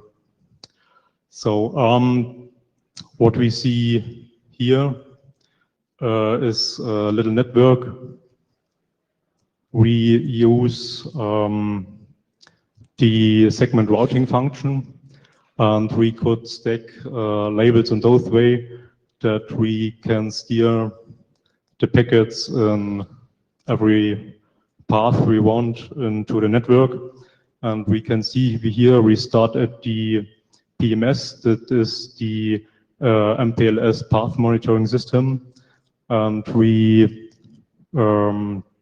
insert the measurement packet or packet to the network, and we can steer it to the network with the MPLS label stack.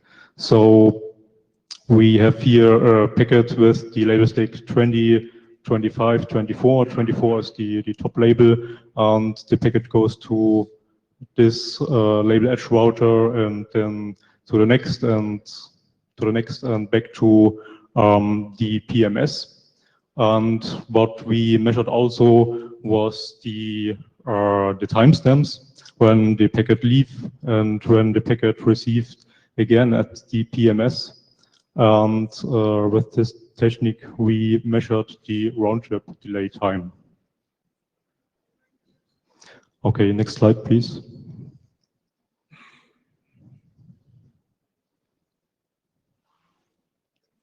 Okay, what we can see here is an extract of our measurement topology. We see here 3 label edge routers, 1, 2, and 3. And at the label edge router 1 and at the label edge router 3, there's an IP-PM conformed measurement agent, Perfast Plus measurement agent. That one connected to this label actuator is not shown here to make that a little bit simpler. So we investigated two cases.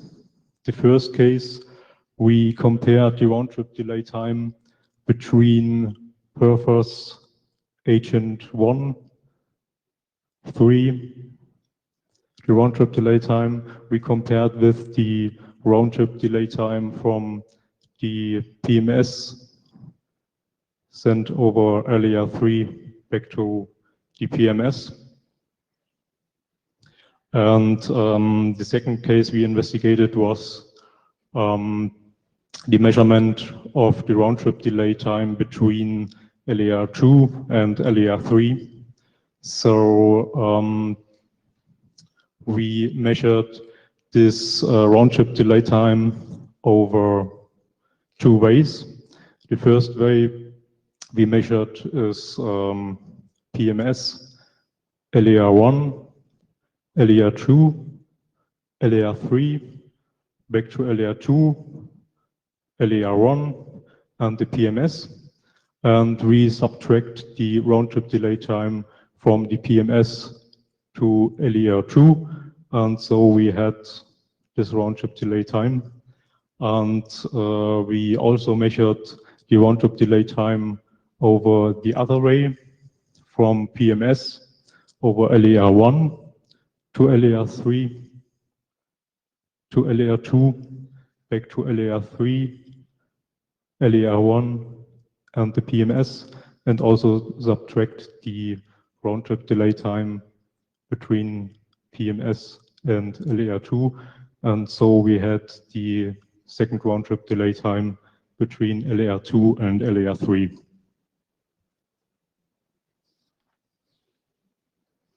Okay, next slide, please. Okay, this slide is about our test setup and the results.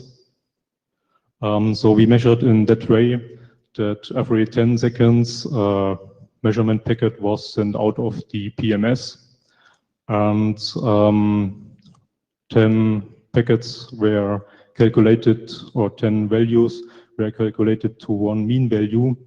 And so after 8 hours of measurement, we had 288 values to work with. So we had no ECMP, no equal cost multipath paths in our measurement paths, and our links were not congested. So we are sure that we have no effects that take part in to the measurements. We used a statistical test for the comparison. That's the Anderson-Darling key sample test, which is used by IPPM RFCs. This is a statistical test which tests whether two sets of data follow the same distribution. In our case, that means if we measured really the same round-trip delay time between Perfast Plus and the PMS. With the ADK, we had to do an adjustment of mean and the median value, because with the original values, the ADK failed.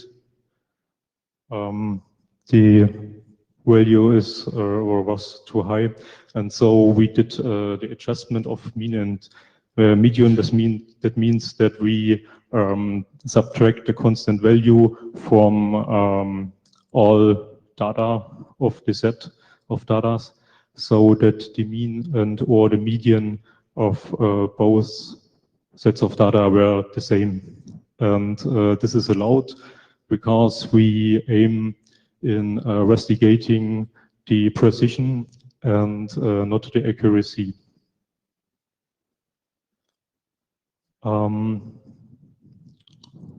Okay, what we can see also that we have very high precision of these measurement values, because we were only in single-digit Also we have a little, very little standard deviation and only one digit, a single digit after the point which was different.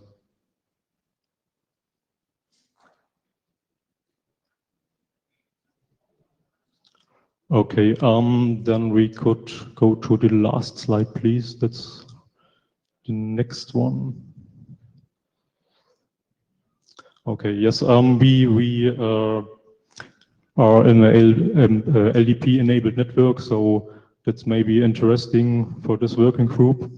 And so if someone wants to join, it would be nice.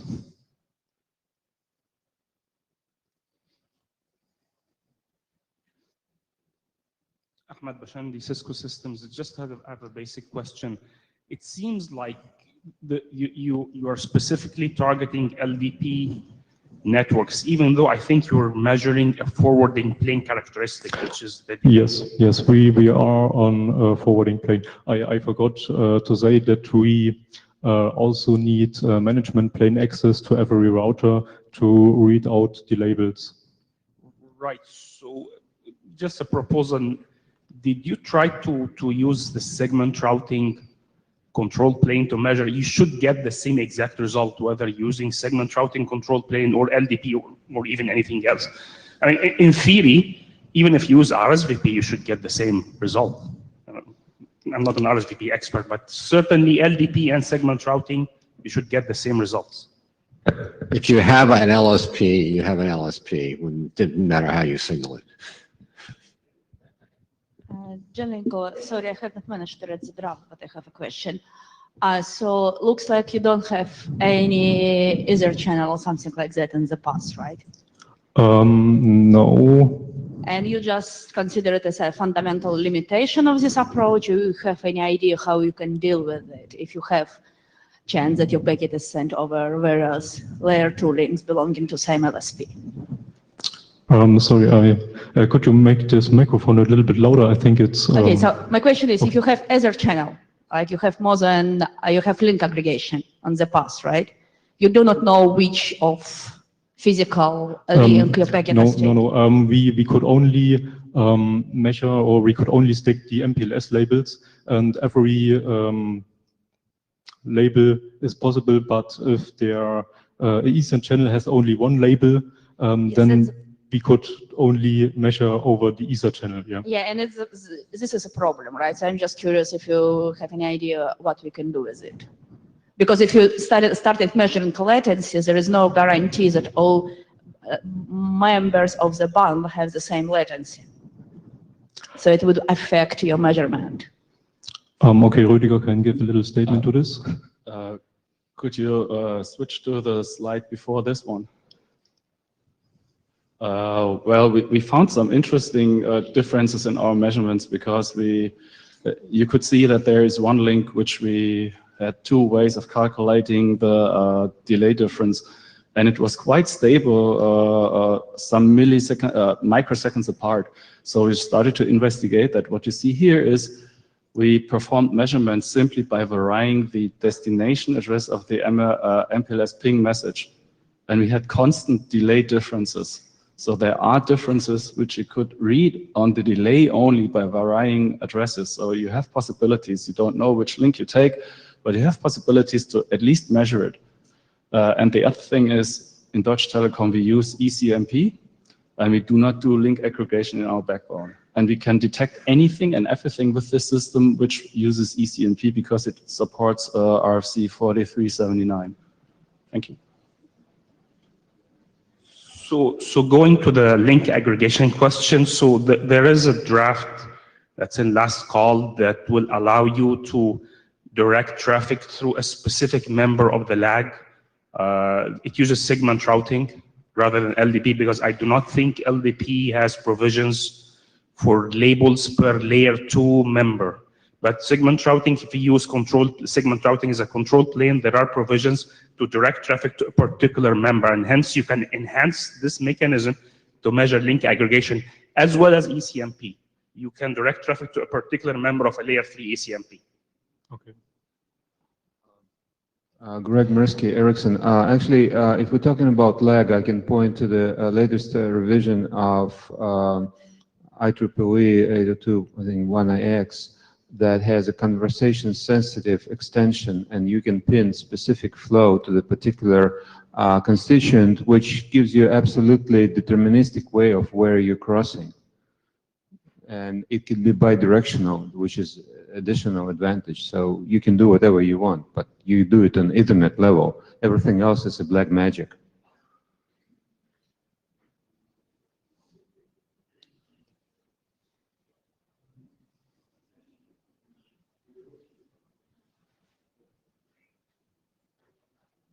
Okay. Okay, thank you. And next up is Shell.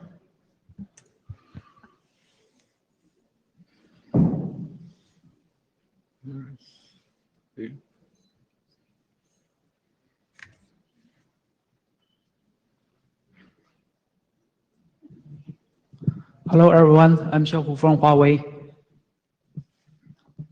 This talk about how to insert a protocol ID into the MPS packet.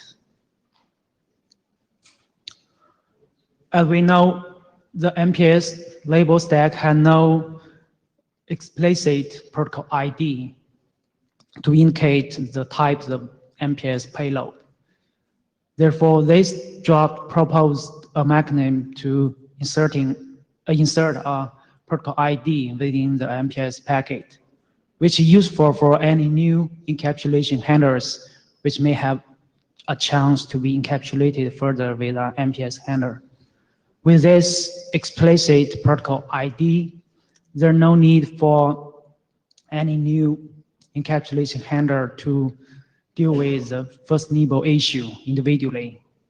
More specifically, there's no need to avoid the first nibble of each new encapsulation handler from being 4 or 6. This figure shows how MPS protocol ID is inserted within MPS packet. The protocol ID label field contains a special purpose label, which is the bottom label, and is used to indicate the protocol type field appears immediately after the end of the label stack. The protocol type field is used to indicate the type of MPS payload as per the ESA type code. The first nibble immediately after the PIL entry is set to 0. Data plan processing.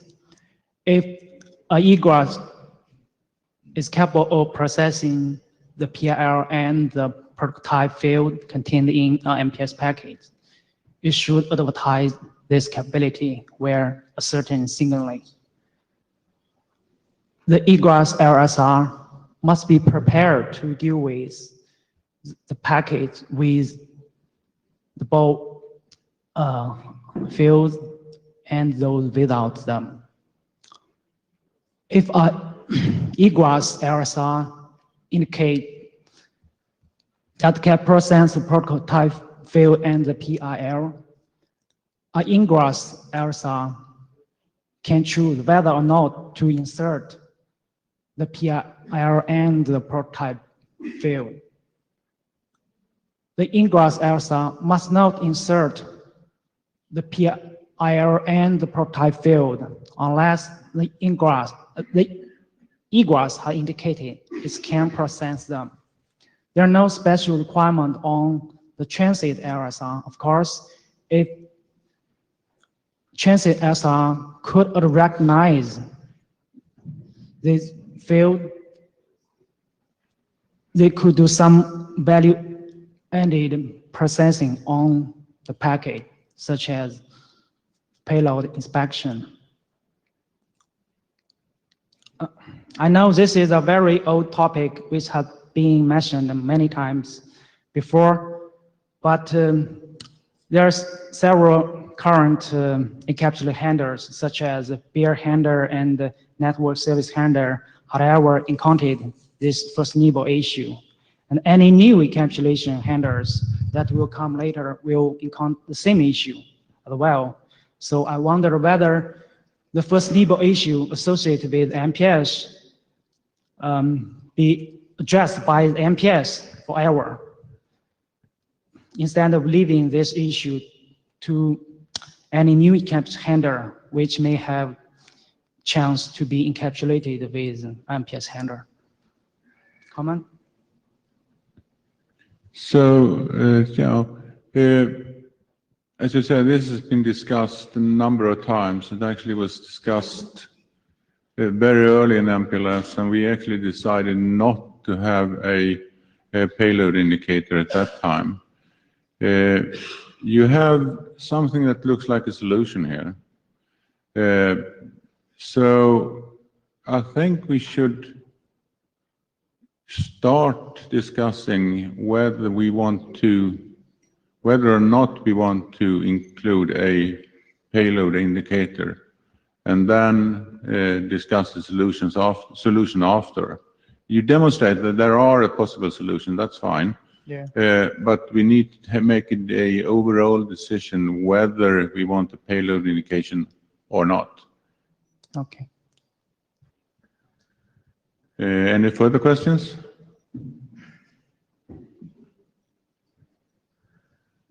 So once we have this payload indication label, that's always the bottom stack label is this label. We no longer have, if that is supported, right? So Lucy, that's part of the solution. I cannot try to direct people to discuss whether we want the payload indication or not, and that's probably the more important question. So, Stuart Bryant, the question that was bringing into my mind is, to what extent does this belong in MPLS, and to what extent is this a pseudowire problem? Because pseudowires are a way of carrying information opaquely across an MPLS network, and we've got a lot of infrastructure in place over there. We do have the concept of an IP pseudowire, but that doesn't really address the need you have, because it doesn't have the control word there. But we could put the control word there if that is what was needed to provide the first nibble disambiguation. So anyway, so yeah, I'm not sure whether this is a general purpose solution or whether this is something you're looking for a solution for a particular application. If it's for a particular application, then this may not be the best place to do it. Okay. Thank you. Okay, thank you. So we are done.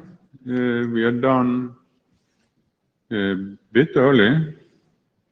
So if there is anyone that have questions on the earlier presentation and the presenter is still in the room, please feel free to ask questions now. Otherwise, we just close and go for lunch.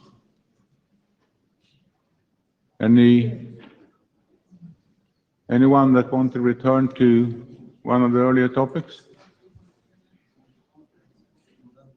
Okay, so we're done. Thank you. See you all on Thursday. Huh? We have a very important question. Ross just remind me. Thank you, Ross. Where are the blue sheets? You have both of them? No? Okay. Yeah. Anyone that hasn't signed the blue sheets, please come up to the front and do so.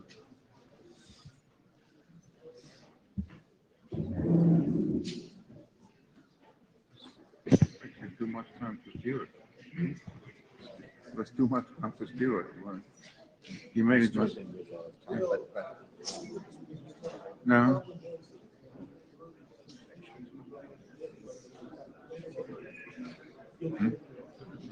Who's there? He wasn't the only one. Huh?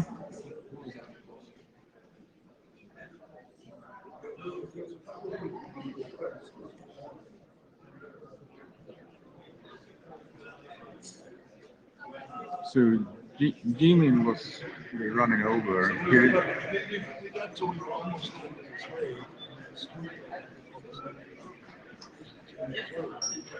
Yeah, with the, Greg is very quick. Yeah. Ah, Noah, hey. Noah, yeah. Yeah, just wanted to come by and say hi.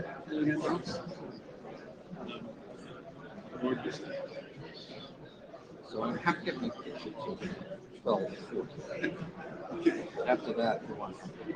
So we can take the opportunity to discuss what you Whenever. Registration. Have you looked at what I put on the